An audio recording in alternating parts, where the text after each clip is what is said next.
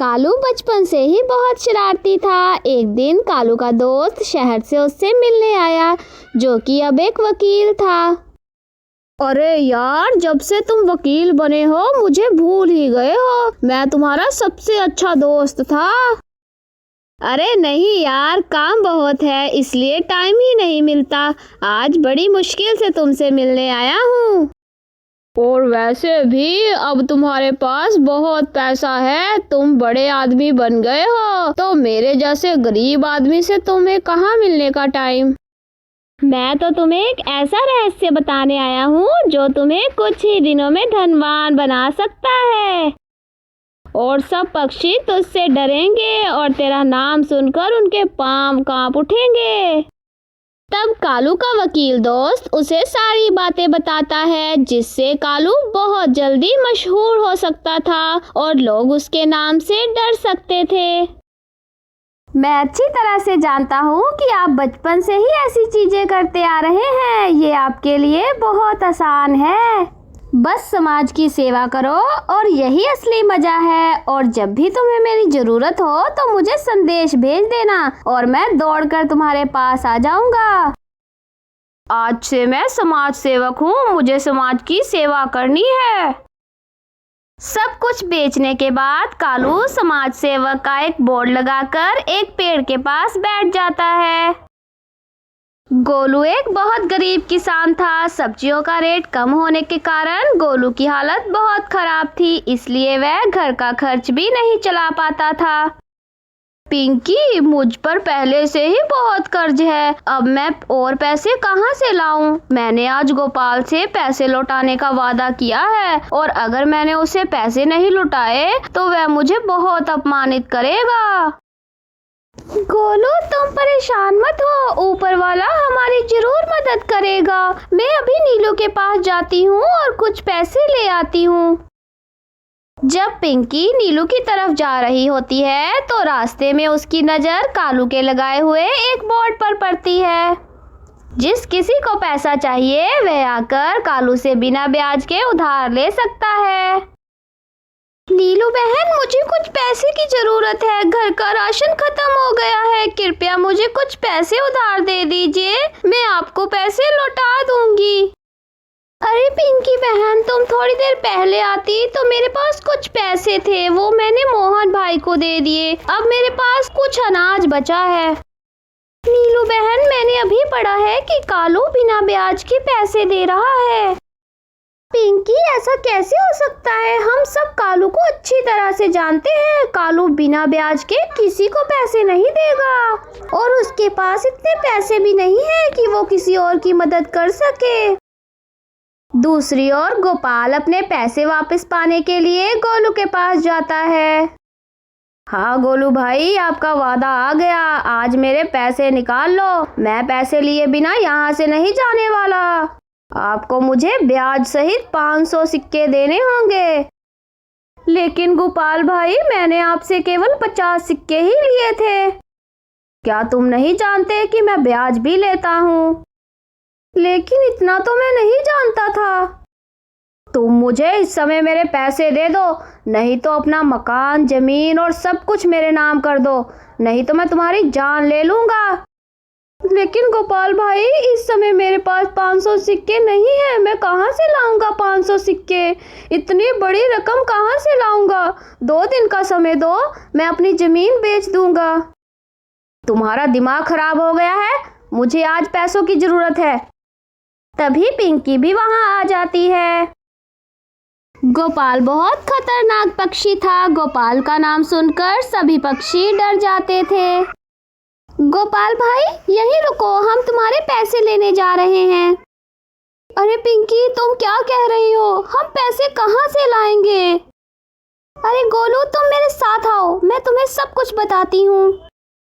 मैं केवल 30 मिनट तक आपका इंतजार करूंगा, नहीं तो मैं अपने आदमी भेजूंगा और आपके साथ बुरा व्यवहार करूंगा। फिर गोलू पिंकी के साथ चला जाता है। गोलू, कालू ना बिना ब्याज के पैसे उधार दे रहा है, हम कालू से पैसे उधार ले लेते हैं। अरे पिंकी, तुम्हारा मतलब है कि मैं एक घड़े से निकलकर दूसरे घड़े में गिर जाऊं? कालू बिना लालच के पैसे क्यों देगा? तुम एक बार कालू से बात करके तो देखो। मिर्चो भाई, मैंने बहुत पाप किए हैं और अब मैं समाज की सेवा करना चाहता हूँ, इसलिए मैं सभी को बिना ब्याज के पैसे दूंगा। बस इस साफ पन्ने पर हस्ताक्षर करें ताकि मैं याद रख सकूं कि मैंने किसे पैसे उधार दिए थे। गोलू को कालू की बात पर यकीन नहीं हुआ, लेकिन वह मजबूर था। अरे गोलू भाई, कैसे हो? कैसे आना हुआ? कालू भाई, मुझे 500 सिक्के चाहिए। मुझ पर गोपाल का बकाया है। अगर मैं उसे नहीं दूंगा तो वो मुझसे सब कुछ ले लेगा। जी हाँ, गोपाल बहुत ही खतरनाक पक्षी है, लेकिन चिंता मत करो, मैं तुम्हें 500 सिक्के दूंगा। जब तुम चाहो तो वापस कर देना। तब कालू उसे 500 सिक्के देता है और पेज पर हस्ताक्षर करा लेता है। कालू भाई, आपका बहुत बहुत धन्यवाद। अगर आपने मेरी मदद नहीं की होती तो मेरी जान चली जाती।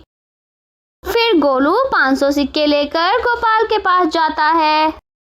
वैसे गोलू, तुम्हें इतनी बड़ी रकम किसने दी? ये पैसे हमने कालू भाई से लिए हैं, बिना ब्याज के, बिना किसी लालच के। ये पैसे हमें दे दिए गए हैं।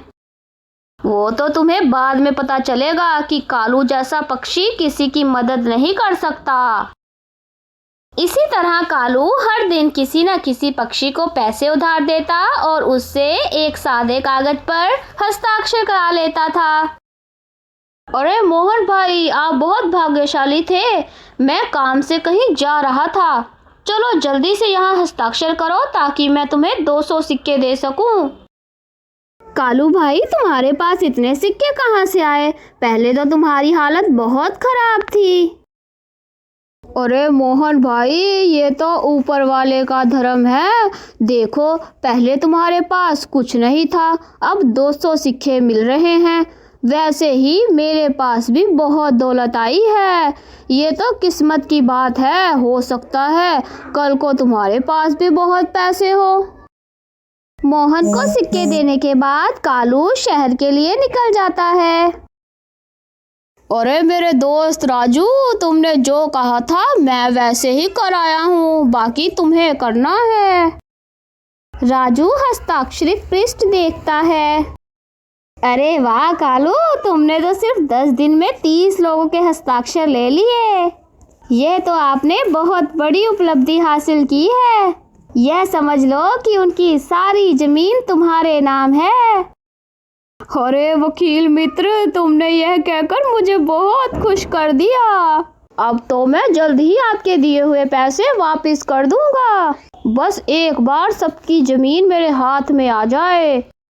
अरे यार कालू, तेरा पैसा और मेरा पैसा एक ही है। तू क्या बात कर रहा है? अब मैं चलता हूँ, मुझे समाज की सेवा करनी है। पक्षी मेरा इंतजार कर रहे होंगे। कालू बनेगा जमींदार, कालू बनेगा जमींदार। हर तरफ मेरा ही होगा इख्तियार, हर तरफ मेरा ही होगा इख्तियार। फिर करेगा कालू प्यार, फिर करेगा कालू प्यार। बस हाथ आ जाए एक शिकार। वैसे मोहन भाई, ये सोचने की बात है कि कालू के पास इतने पैसे कहाँ से आया है और फिर वह उन पैसों को बिना किसी लालच के सभी पक्षियों को कैसे देगा। इसके पीछे जरूर कोई बड़ी बात होगी। लेकिन नीलू बहन, कालू ने हमसे कुछ नहीं लिया। सिर्फ एक कोरे कागज पर हस्ताक्षर हो रहा है और उस कागज पर कुछ भी नहीं लिखा हुआ। कोरा कागज है, कोरा। हस्ताक्षर सुनकर नीलू सोच में पड़ जाती है। मुझे ये पता लगाना है कि कालू इस पर हस्ताक्षर ही क्यों करवा रहा है। वो नाम भी तो लिख सकता है ना। गोरी को तो अपनी माँ के घर गए हुए बहुत दिन हो गए हैं और वह वापस नहीं आई। अच्छा ही है कि उसके आने से पहले मैं शादी कर लूँगा। अरे आओ आओ नीलू बहन, तुम्हारा कालू भाई बहुत अमीर हो गया है। वह जितने पैसे चाहे दे सकता है।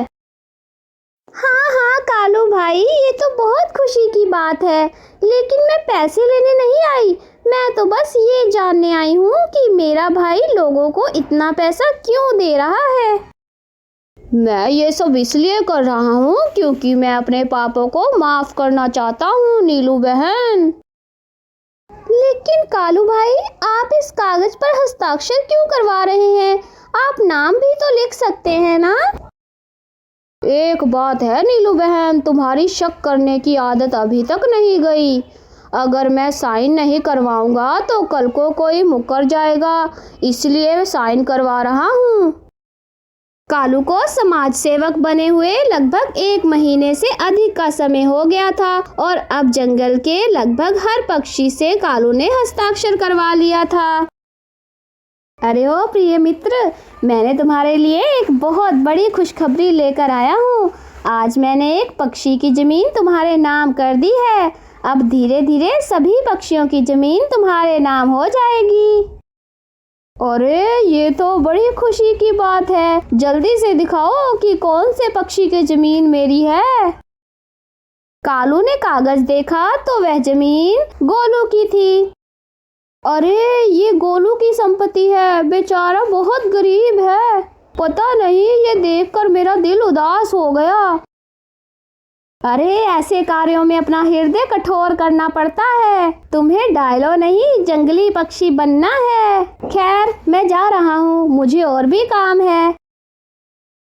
अगर मैं चाहूँ तो यह जमीन बेच सकता हूँ और बहुत अमीर बन सकता हूँ, लेकिन यह मेरे परिवार की निशानी है। मैं इसे कभी नहीं बेचूंगा। अब मुझे समाज सेवक का बोर्ड हटाकर उसके स्थान पर कालू जमींदार का बोर्ड लगा देना चाहिए। कालू गोलू की जमीन एक चील को बेच देता है और उससे बहुत सारा पैसा प्राप्त करके अपने लिए एक बहुत बड़ा घर बनाता है। जब बाकी जमीन मेरे नाम हो जाएगी तब मैं दूसरी शादी करूंगा। मेरा दोस्त वकील बहुत अच्छा है, ऐसे दोस्त किसी किसी को मिलते हैं। अरे भाई, तुम मेरी जमीन पर क्या कर रहे हो? ये जमीन पहले तुम्हारी थी, अब मेरी जमीन हो गई है। ये जमीन मैंने कालू से पूरे 5000 सिक्कों में खरीदी है। ये देखो, कागज बिल्कुल असली हैं और कालू जमींदार के साइन भी हैं। यह सब सुनकर गोलू का दिमाग चकरा जाता है और वो वहीं जमीन पर बेहोश होकर गिर जाता है। चील गोलू को उठाकर उसके घर छोड़ देता है। अरे गोलू, उठो, तुम्हें क्या हो गया है? पापा, मुझे छोड़कर मत जाना, मैं आपके बिना नहीं रह पाऊंगा। कुछ ही देर बाद गोलू को होश आ जाता है। पिंकी, हम बर्बाद हो गए। वही हुआ जिसका डर था। हमारी जमीन हमसे छीन ली गई है। कालू ने हमारे साथ धोखा किया। अरे गोलू, ये तुम क्या कह रहे हो? जमीन के कागज हमारे नाम है। वो जमीन पर कब्जा कैसे कर सकते हैं?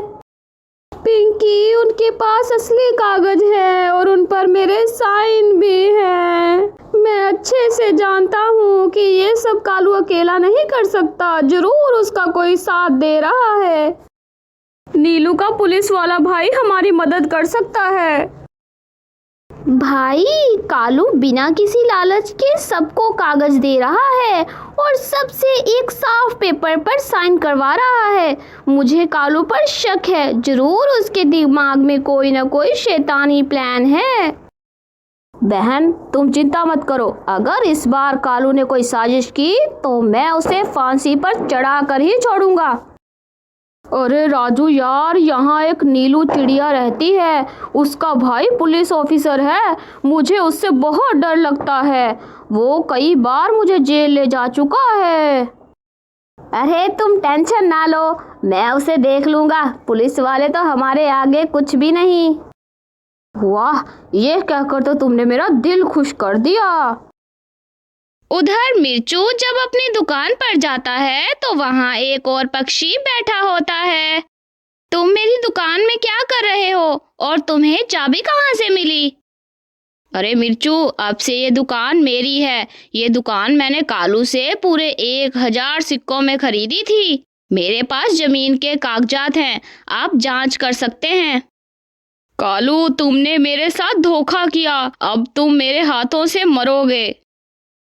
फिर गोलू और पिंकी नीलू के पास जाते हैं और उन्हें पूरी बात बताते हैं। मुझे पहले से ही कालू पर शक था कि वो कुछ गलत करने वाला है। एसपी साहब, हमारी जमीन वापस करा दीजिए, हम जीवन भर आपके आभारी रहेंगे। चिंता मत करो, इस बार मैं कालू को ऐसी सजा दूंगा कि वह फिर कभी किसी के साथ ऐसा नहीं करेगा। पहले तो मैं उसे माफ कर देता था क्योंकि वह मेरी बहन का पड़ोसी था। अब तुम दोनों घर जाओ, मैं कालू के पास जा रहा हूँ। मुझे पता लगाना होगा कि इसके पीछे कौन है, वह अकेले ऐसा नहीं कर सकता। तुम दोनों होशियार रहना, गोलू आने ही वाला होगा। अगर वो हाथ चलाकी की कोशिश करे तो जान से मार देना। मेरा दोस्त खुद मामला हैंडल कर लेगा, उसकी बहुत पहुंच है।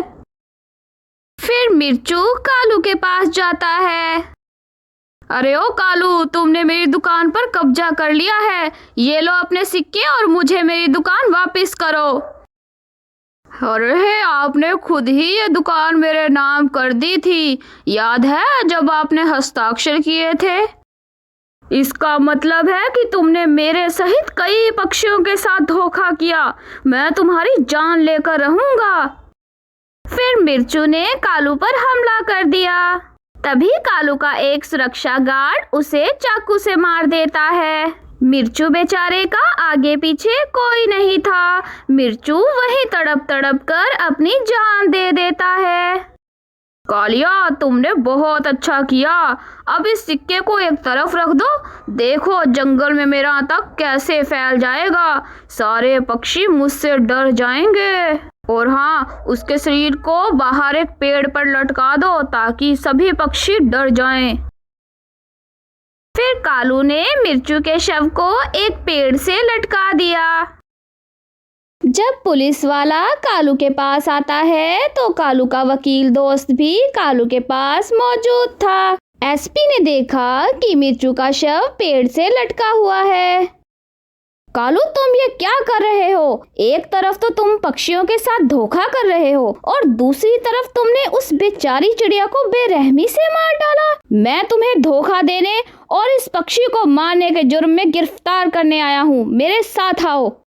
देखिए एसपी साहब, ये हत्या मेरे कालू दोस्त ने नहीं की है और ना ही उसने किसी को धोखा दिया है। हमारे पास इन पक्षियों द्वारा हस्ताक्षरित मूल भूमि कागजात हैं। जब आपके पास सबूत हो तो आप मेरे दोस्त को ले जा सकते हैं। हमें आश्चर्य है कि इस बेचारे पक्षी को किसने मारा। ठीक है वकील साहब, मैं जल्द ही सबूत लेकर आऊंगा, लेकिन याद रखना इस बार अपराधी मेरे हाथ से नहीं बचेगा। कालू, तेरा दिमाग खराब है? तूने इसे मारकर अपने घर के पास क्यों लटकाया? तुझे तो इसे कहीं फेंकना चाहिए था। ऐसे तो पुलिस का शक तुझ पर होना ही था। इस बार तो मैंने तुझे बचा लिया, लेकिन भविष्य में ऐसी गलती कभी मत करना। मुझसे गलती हो गई दोस्त, अब से ध्यान रखूंगा। अब मेरी बात ध्यान से सुनो। अब सारी पृथ्वी तुम्हारे नाम पर है। अब वहाँ पर कोई खेती शुरू करो और हाँ, अगर कोई दिक्कत हो तो मुझे जरूर बताना। नीलू बहन, कालू ने एक पक्षी को मार डाला। इसके पीछे एक वकील है। अब हमें किसी तरह सबूत हासिल करना है। हम इस वकील का विरोध नहीं कर सकते, वो बहुत शक्तिशाली है। ठीक है भाई, आप जाओ, मैं कुछ करती हूँ। कालू ने जंगल के सभी पक्षियों की जमीन पर कब्जा कर लिया था। कालू भाई, मैंने तुमसे पैसे नहीं लिए, तुमने मेरी जमीन पर कब्जा क्यों किया है? अरे नीलू बहन, तुमने जमीन मेरे नाम कर दी है, कागज मेरे पास हैं। इस तरह कालू ने जंगल के सभी पक्षियों की जमीन हड़प ली। पिंकी बहन, अब हमें कोई चाल चलनी होगी। दुश्मन बहुत ताकतवर है। ऐसा करो, गुलाबों के पास जाओ और उसे कहना कि नीलू बुला रही है। फिर पिंकी गुलाबों को लेकर नीलू के पास आती है। गुलाबो बहन, हम बहुत बड़ी मुश्किल में फंस गए हैं। इस मुसीबत से हमें सिर्फ तुम ही निकाल सकती हो। मैं तुम्हें कैसे मुसीबत से निकाल सकती हूँ? मैं तो खुद एक मक्कार धोखेबाज कौवी हूँ और सिक्कों के बिना मैं कोई काम नहीं करती। तुम्हें इस काम के करने पर मैं बहुत सारे सिक्के दूंगी, बस जैसा मैं कहती हूँ वैसा करती जाओ। फिर नीलू गुलाबों को अपना सारा प्लान बताती है। अरे ये काम तो मेरे एक हाथ का है, बस समझो कि आपका काम हो गया। मेरी सपनों की रानी कब आएगी तू, आई रुत मस्तानी कब आएगी तू, अब नई शादी करने का समय आ गया है, गोरी तो डर के मारे अपनी माँ के पास ही रहेगी। तभी गुलाबो कालू के घर के ऊपर से गुजरती है और जानबूझकर एक सोने का मुकुट गिरा देती है और सोने का मुकुट सीधा कालू के पास आकर गिरता है। तभी कालू की नजर सीधे गुलाबों पर पड़ती है। अरे इतनी सुंदर कौवी मैंने आज तक नहीं देखी और ये सोने का मुकुट कमाल का है, ये जरूर कोई शहजादी है। चल कालू हाथ मार ले वरना सारी उम्र पछतावा रहेगा। नीलू बहन, ये आम सी कौवी हमारी जमीन कैसे वापस दिलवा सकती है? पिंकी बहन, कभी कभी खोटा सिक्का भी काम आ जाता है। कालू हुस्न का पुजारी है, तुम देखती जाओ मैं क्या करती हूँ। ये आपका मुकुट मेरे महल के बाहर गिर गया था। तो कोई बात नहीं, आपने रख लेना था, मेरे ऐसे कई मुकुट रोज गिरते हैं। पक्की बात है कि ये कोई शहजादी है, अब मुझे इसे पटाना होगा। अगर आपको कुछ कहना है तो कह सकते हैं, मैं लेट हो रही हूँ, राजा जी मेरा इंतजार कर रहे होंगे। राजा जी? क्या आप किसी राजा की पत्नी हो? अरे नहीं नहीं, साथ के जंगल के राजा मेरे पिताजी हैं। ठीक है, खैर आप अपना मुकुट ले जाएं, मेरे पास बहुत सोना है, मैं हर रोज सोने के सिक्के गरीबों में बांटता हूँ, मैं इस जंगल का सबसे बड़ा जमींदार हूँ। आज मैंने सपना देखा कि कालू ने मेरी जमीन वापस कर दी है। अरे नहीं गोलू, कालू ऐसा कभी नहीं करेगा, लेकिन मुझे यकीन है कि नीलू बहन अपनी योजना में सफल होगी। बस एक और मुलाकात हो गई तो मेरा काम बन जाएगा, लेकिन मुझे शहजादी की हर ख्वाहिश पूरी करनी होगी। सेवक, जल्दी से वकील साहब के पास जाओ और उनसे जमीन के सारे कागजात ले आओ। कालू शहजादी से मिलने के लिए उसकी बताई हुई जगह पर आ जाता है। मैं कब से आपका वेट कर रही थी, आप कहाँ रह गए थे? मुझे आपसे जरूरी काम था। बस वो पक्षियों को सिक्के बांटते हुए देर हो गई। अरे वाह, ये तो बहुत अच्छी बात है, मेरे पिताजी भी सुबह सुबह सिक्के बांटते हैं। अच्छा, आप कोई जरूरी काम कह रही थी?